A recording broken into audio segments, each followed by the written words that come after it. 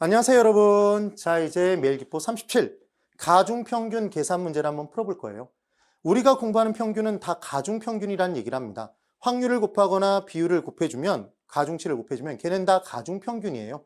그래서 가중평균하는 내용을 볼게요. 1번. 상가 오피스텔 아파트에 대한 경제상황별 수익률이 다음과 같이 추정될 때 이에 관한 설명으로 틀린 것을 골라보래요. 얘는 정말 좀 오래된 과거의 문제죠. 20회 시험 문제예요. 근데 이 부분에서 생각해 봐야 될 내용이 있기 때문에 제가 굳이 이 부분을 문제로 다시 한번 풀어드리는 겁니다. 자, 이제 이 문제를 풀 때, 각각 경제 상황에 따라 호황일 때, 불황일 때 확률이 50%, 50%고, 지금은. 상가와 오피스텔과 아파트가 있을 때 각각의 수익률이 16%, 12%, 8%, 불황일 때 6%, 4%, 2%로 이렇게 주어져 있어요. 그러면 원래는 가중평균을 해야 되니까 상황별 기대 수익률의 그 상황별 확률을 곱해서 더해줘야 되는데 이때는 50%, 50%니까 그냥 둘을 더해서 2로 나눠도 결과가 똑같단 말이에요. 그래서 얘는 16에 6을 더하면 22에 나누기 1을 하면 11이 나오는 거죠. 어떻게 푸는지 이해가 되시죠? 빠르게 문제를 푸는 거예요. 그럼 오피스텔은 12에 4를 더하면 16, 나누기 1을 하면 8이죠. 아파트는 8에 2를 더하면 10, 나누기 2 하면 5죠. 그래서 지금 각각의 상가와 오피스텔과 아파트의 평균 기대 수익이 11, 8, 5로 이렇게 주어져 있습니다. 되셨죠? 자, 이제 위험이 얼마만큼 발생되는지 수익은 구했으니까. 그래서 평균으로부터 벗어나서 존재할 확률, 분산, 표준 편차를 계산하는 방법에 대해서 설명을 드릴 겁니다. 상가 부분의 내용만 한번 봐볼게요. 그러면 지금 호황일 때 수익률은 지금 16이잖아요. 그럼 16에서 평균값 11을 빼는 거예요. 그리고 제곱을 하고 곱하기 그렇게 될 확률 0.5를 곱합니다. 그리고 불황일 때 기대 수익률은 지금 얼마죠? 6%잖아요. 6%에서 11을 빼는 거죠. 평균치 값을. 그리고 제곱을 하고 여기에 확률 0.5를 곱해요. 그럼 만약 호황일 확률이 60%면 불황일 확률은 40%잖아요. 그럼 여기다 0.6 곱하고 0.4를 곱해주는 거예요. 그래서 이 둘을 더해주게 돼 있는데 중요한 포인트는 왜 도대체 제곱을 하는 것이냐? 제곱을 하는 이유가 있어요. 잘 보세요. 만약에 이 부분에서 제곱을 안 하면 각각의 평균값, 각각의 수치에서 평균값을 빼서 그 둘을 더하게 되면 얘 16에서 11 빼면 5죠. 5에 0.5를 곱하면 플러스 2.5가 됩니다. 2.5. 그 다음 6에서 11을 빼면 마이너스 5예요.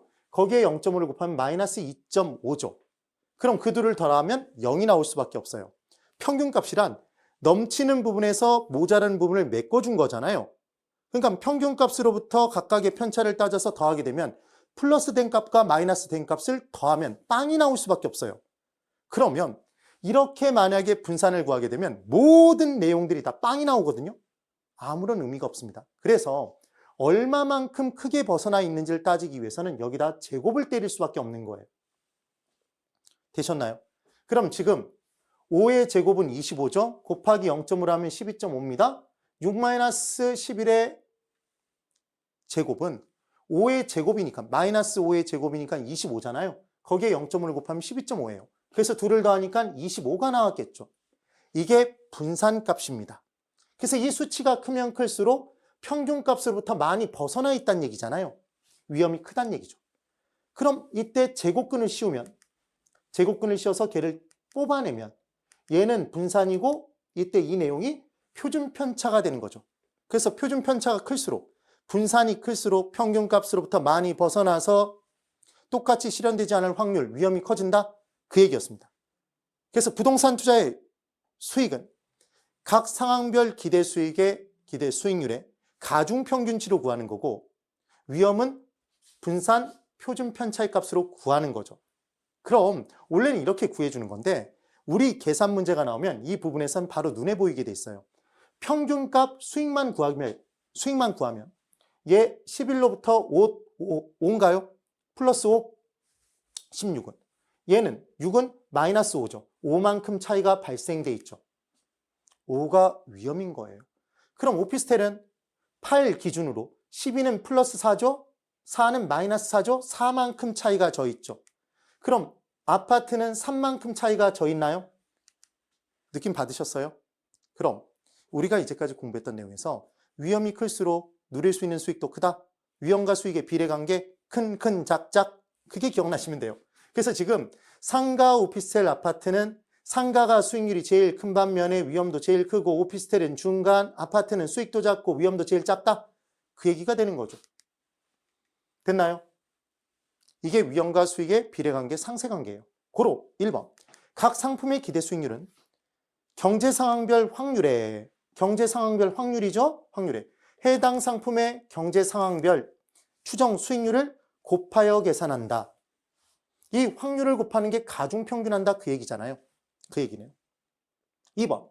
기대 수익률은 상가가 제일 높고 11, 다음은 오피스텔 8, 아파트 5의 순서로 이렇게 낮아지는 거죠. 그네요. 3번. 투자 위험은 추정 수익률의 분포, 즉 분산이나 표준 편차로 측정할 수 있다? 맞네요. 평균으로부터 벗어나서 존재할 확률이죠.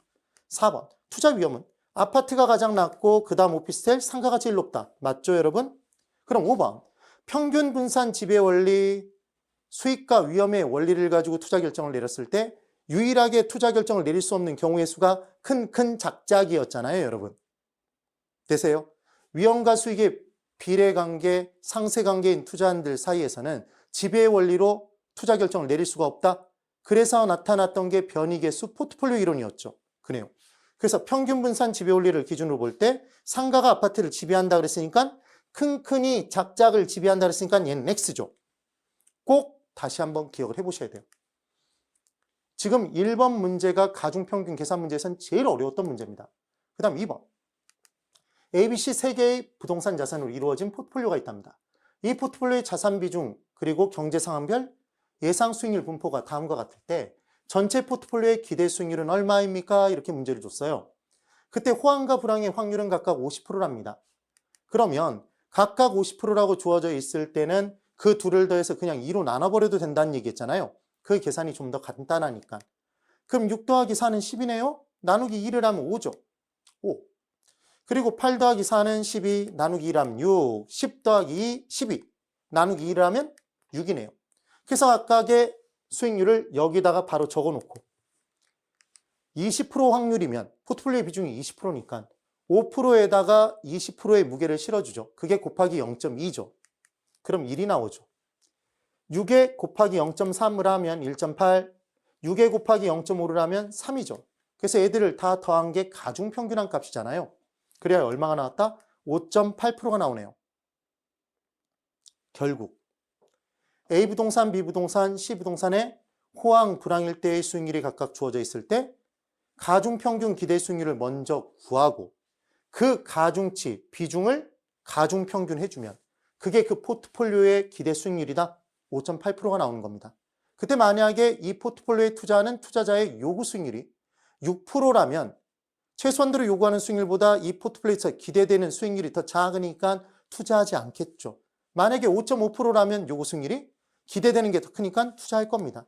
지금은 5.8%죠. 3번.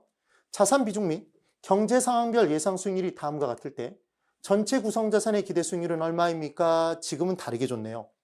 호황일 때 40%, 불황일 확률은 60%로 지금 따져보고 있대요. 판단을. 그러면 무조건 얘를 둘을 더해서 2로 나눠주시면 안 되는 거예요. 그때는 왜 그렇게 했죠? 50%, 50%. 무게가 똑같으니까. 그럼 지금은 호황일 때의 기대 수익률, 예상 수익률 20%에 얼마의 무게를 싣고 0.4. 그럼 얘는 8이 나오죠? 그리고 이때 10%일 때 그렇게 될 확률이 60%니까 0.6 곱하면 얘는 6이에요. 둘을 더한 게 가중평균 기대 수익률이죠. 상가에. 얘가 14가 나옵니다. 그렇죠. 똑같이 보면 25에 0.4를 곱하니까 얘는 10이고요. 10에 0.6 곱하면 6. 둘을 더하면 16이 나왔네요. 10에 0.4, 4. 8에 0.6, 4.8. 둘을 더하면 8.8. 맞죠? 그래서 얘를 끝에서 끝으로 놓고 풀면 헷갈리니까 끌어당겨서 푸는 거예요. 14, 16, 8.8을 여기다가 바로 옆에다가 적어놓고 14 곱하기 0.2는 2.8, 16 곱하기 0.3은 4.8, 8.8 곱하기 0.5는 4.4. 얘들을 다 더해버리면 되는 거죠. 되셨나요? 그래서 가로로 곱하고 더해버리면 된다. 세로로 더해버리는 겁니다. 2.8 더하기 4.8 더하기 4.4 계산은 누가 한다고요? 계산기가. 우리의 사랑스러운 친구. 그래서 셋을 다 더해버리면 얘는 12가 나오네요. 답은 2번이 답이 되는 거죠.